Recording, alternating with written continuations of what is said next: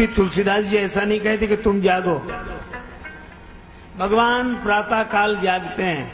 ये कथा सुनकर हम लोगों को भी तो लगता है कि जागना चाहिए।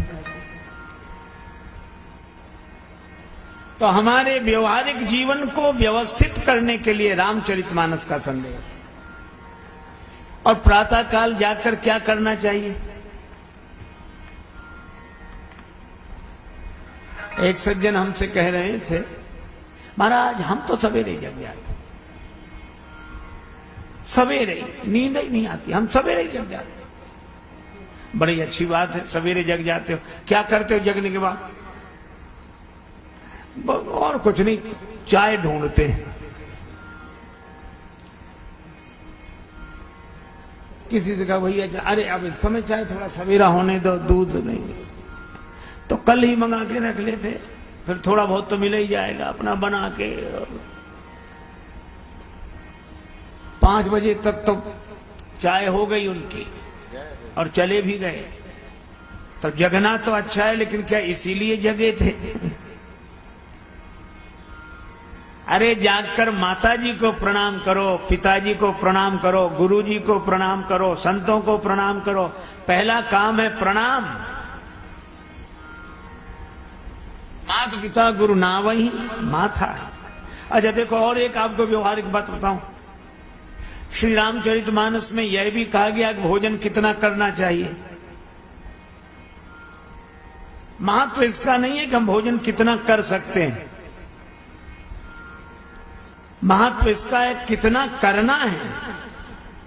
भोजन करिए तृपित हित लागी, जिन सो असन पचवे जठरागे।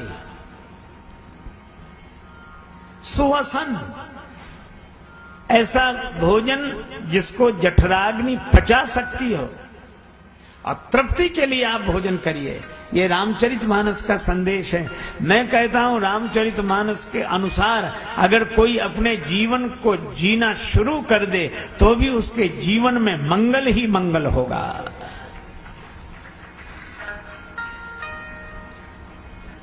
श्री रामचरितमानस में लिखा, प्रात नहाई चले रघुराई।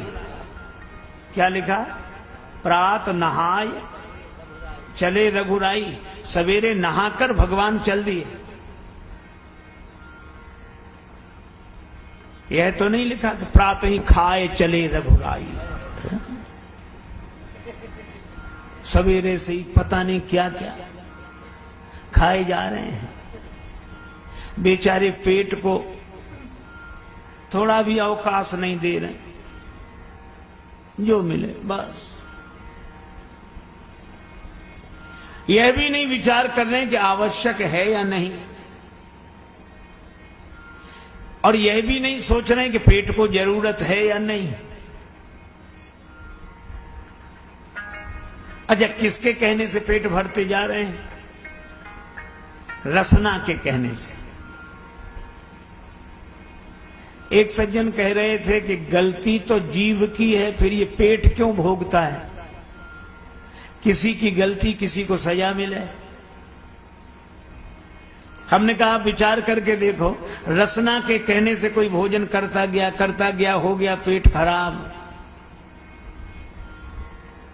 पेट खराब हुआ, बमन हुआ, बुखार आ गया। उसके बाद रसना को कुछ अच्छा लगता है? तुलसी पूरव पाप से हरि चर्चा न सुहाए, जैसे ज्वर के जोर से भोजन की रुचि जाए। अब मुंह का स्वाद बिगड़ गया। अब रसना कितना भी स्वादिष्ट पदार्थ पाना चाहे, पर जो पदार्थ का वह उपभोग करती है वही खारा। और रामचरितमानस के अनुसार जियो।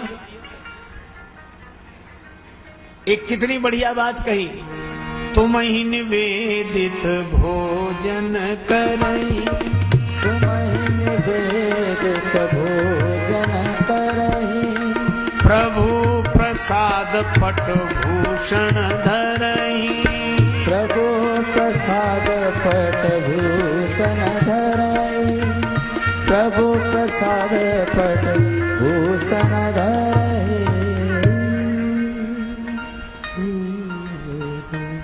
एक सज्जन बड़े परेशान, क्या खाएं क्या ना खाएं। एक महात्मा से कहा कि हम बड़े परेशान हैं, कभी सोचते हैं ये खाएं, कभी सोचते हैं ये खाएं, कभी लगता है कि ये खाएं या ना खाएं।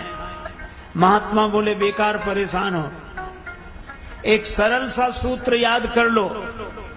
क्या? हम जो भी खाएंगे भगवान को भोग लगाकर खाएंगे। बात तो साधारण सी लगी उन्हें, लेकिन बड़ी महत्वपूर्ण बात है। आप विचार करो, क्या आप वही खाते हो जिसका भोग भगवान को लग सके?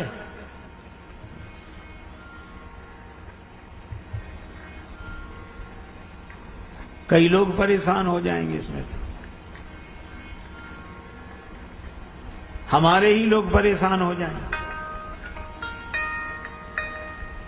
अब गुटखा, तमाकू, बीड़ी, सिगरेट, इस सब का तो भोग नहीं लगता भगवान। इसलिए भगवान को अर्पण करके पाए। भगवान को अर्पण करके वस्त्र आभूषण धारण कर। अच्छा, गुरुजी के साथ राम जी, लक्ष्मण जी, गुरुजी जागते हैं रात को 12 बजे तक। कहत कथा इतिहास पुरानी, रुचिर रजनी जुग जाम सिरानी। रात के 12 बजे तक गुरुजी कथा कहते हैं।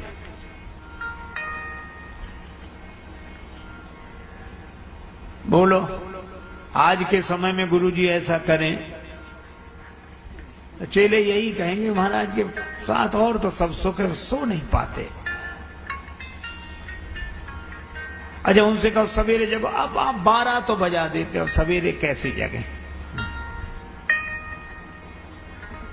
12 बजे तक गुरुजी जागते हैं, उसके बाद विश्राम करते हैं, तब राम जी उनके चरण दबाते हैं।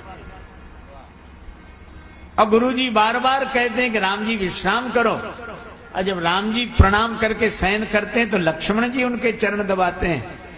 तब पुनि पुनि प्रभु कहे सो बहु ताता, तब लक्ष्मण जी लेट जाते हैं। वे लेटे हैं, सोए नहीं। सबसे बाद में लेटे हैं लक्ष्मण जी, सबसे पहले सोए हैं गुरु जी, उनके बाद राम जी, और सबसे बाद में लक्ष्मण जी। सोए नहीं, अगर सोए होते तो लिखा जाता जगे लखन, वहां तो लिखा है उठे लखन। जो सबसे बाद में लेटे वे सबसे पहले उठे। उठे लखन निज विगत सुनी, अरुण सिखा धुनि कान, गुरु तय पहले ही जगतपति जागे राम सुजान।